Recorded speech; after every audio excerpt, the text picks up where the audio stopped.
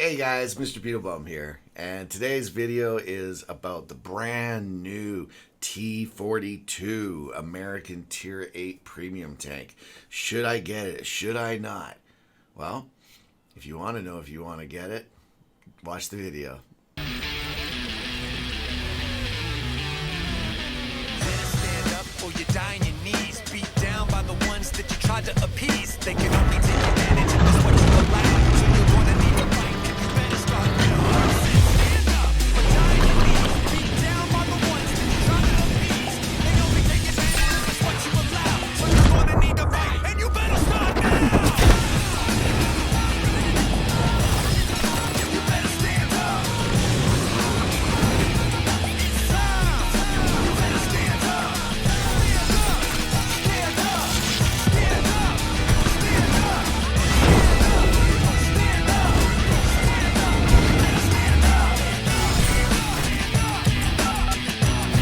You better stand up. Alright guys, so the T42, this is kind of an interesting brand new premium into the premium shop that Wargaming has brought out. It's kind of, it was under wraps really well. There was really no hints about it coming out. And it's kind of reminds me of last year when we got the LPC, otherwise known as the Offspring Mobile, or otherwise known as the Pretty Fly for a White Guy Mobile. Anyways, it was a tie-in with a band. The Offspring. Love the band, love the tank. It's really cool because you got the drum kits and all that kind of stuff. Well, guys, this one here is really simply a tie-in for the TV series that's on, what is it, Prime, I believe? Anyways, great series. I happen to love it. I've been binge watching the first season again so that when I'm finished the first season, I can start watching the second season. But it's called The Boys.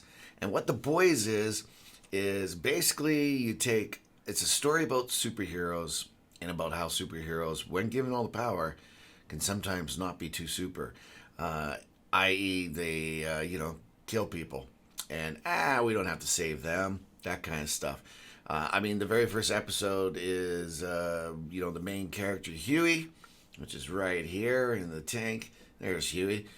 He's minding his own business with his girlfriend on the sidewalk, holding her hand, looking into her eyes, feeling nothing but love.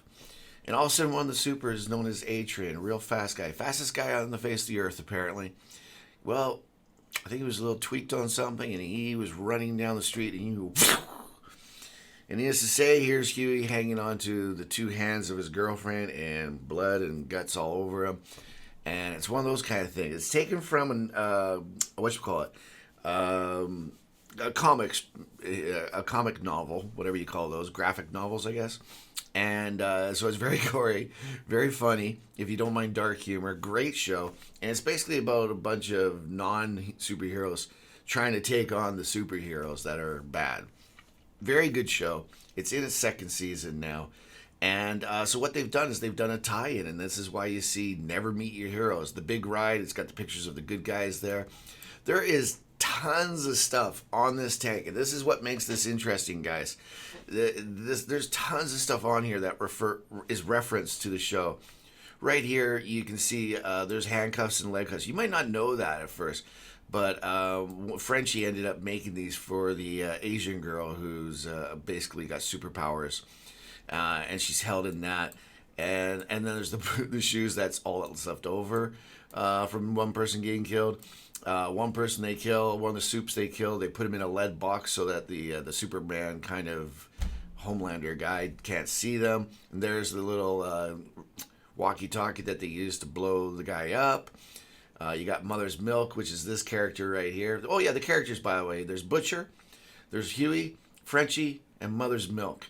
And, Frenchie's perfume, it's all this stuff. Is basically gasoline. He makes up bombs and all kinds of stuff.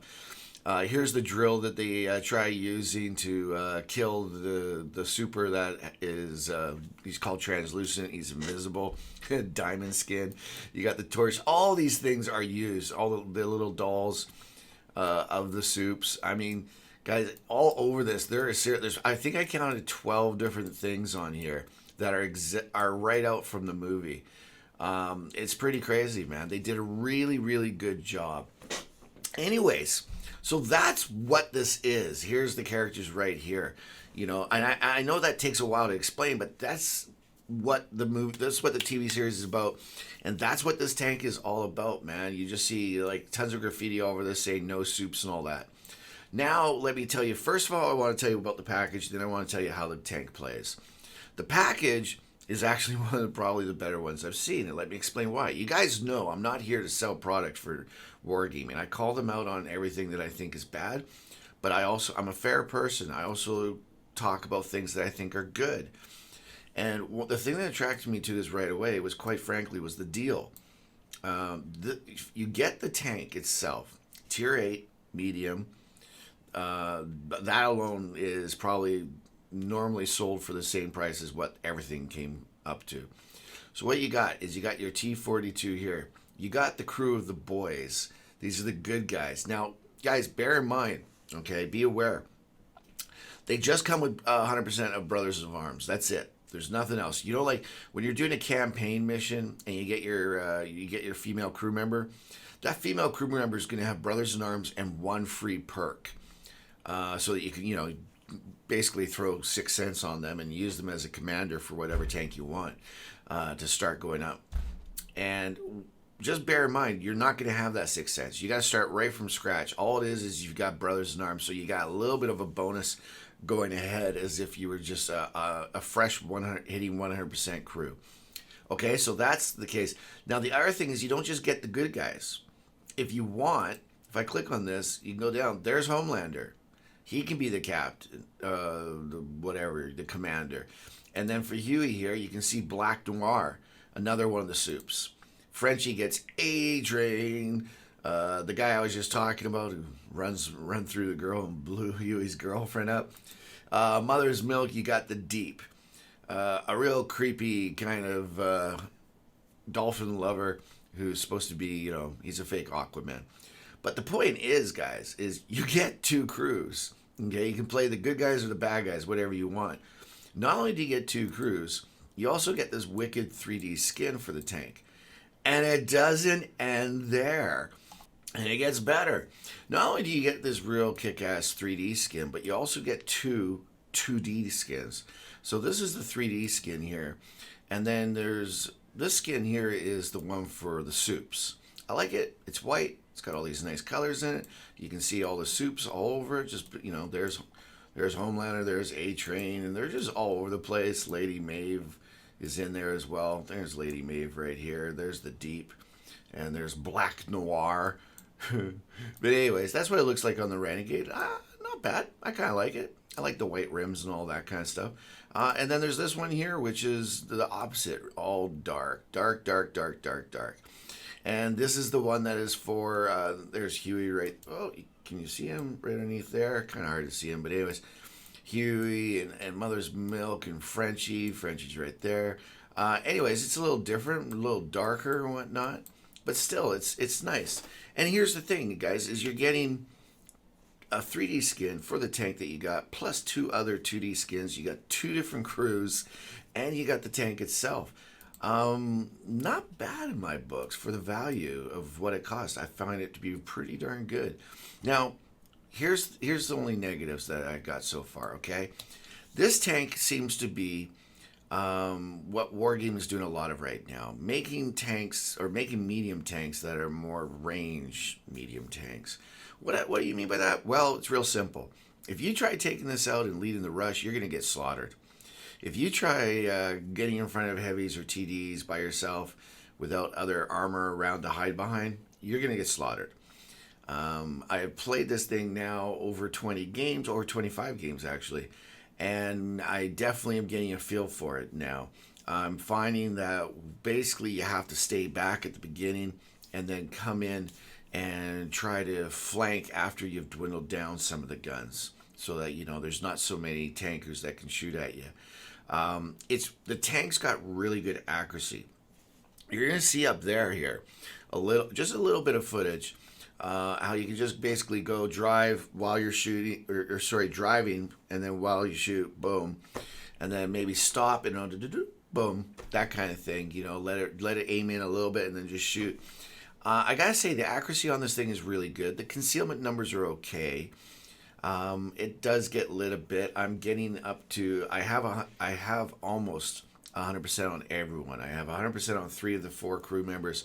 One of them is up to halfway. So basically, it's a tank where you gotta start at the back and then work your way up. You just don't have the hull armor is just nowhere near good enough. The turret, though, you're gonna be lucky to get some bounces. You will get them. I actually did a lot of bouncing. I actually found I could haul down against same tier. I was fighting against a low, and he bounced. I think I bounced like 3 or 4 shots off my turret from the low. But then again, if you're fighting a tier 10, forget it. This whole thing you're gonna get overmatched, and they're just gonna blow right through. As I found out. The other thing I found out, it's kind of deceptive looking when you just have this nice dark black skin on it, but what you got to realize is the gun's right here, man. See that? that basically shows you the top of the tank is right here, and look how low it is. So from here all the way to here all the way to here, that's how much you got sticking up there. It's like the whole turret's like a big tumor. So for any tier 9 or tier 10 tank, you better hide not just your lower hull, but and whatnot, but you better hide your turret. Yeah, I got blown away by a couple TDs, completely overpowered and whatnot. There's no chance of ricocheting and all that. But hey, that's okay. It's all about learning your weaknesses, learning your strengths, and then sometimes it takes a while to get into it. To be honest, I streamed last night playing this game, playing the tank, and I had a plan going in that I was going to basically try to play it different ways. Start off as a brawler, and then try different things and see how it worked.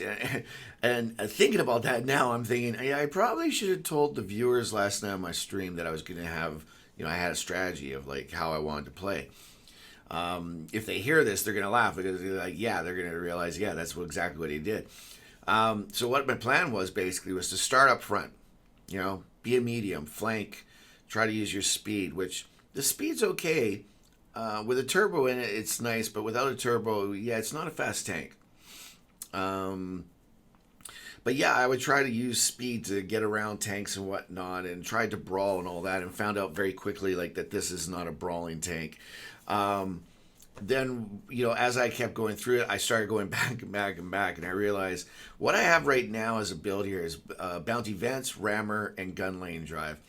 I had the vertical stabilizer on there, and what I've noticed is, yes, the vertical stabilizer helps a lot, but I'm trying it out right now with the gun lane drive because the aim time seems to be, well, it's kind of scary, man. Now I got it down to 7.23 for loading, and we're going to try it on that, but I would say that I'm probably going to end up going back to the bounty vert stabilizers. But we'll see. That seems to be the best build that I've had. I tried doing like as a sniper, but so far this seems to be working out the best for me.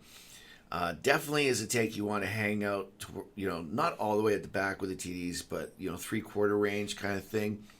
And then as you start knocking tanks off, work your way in closer, and then at the end you're just running around, trying to fight off and kill off whatever's left over. And that's basically it, guys. I mean, the tank does really well.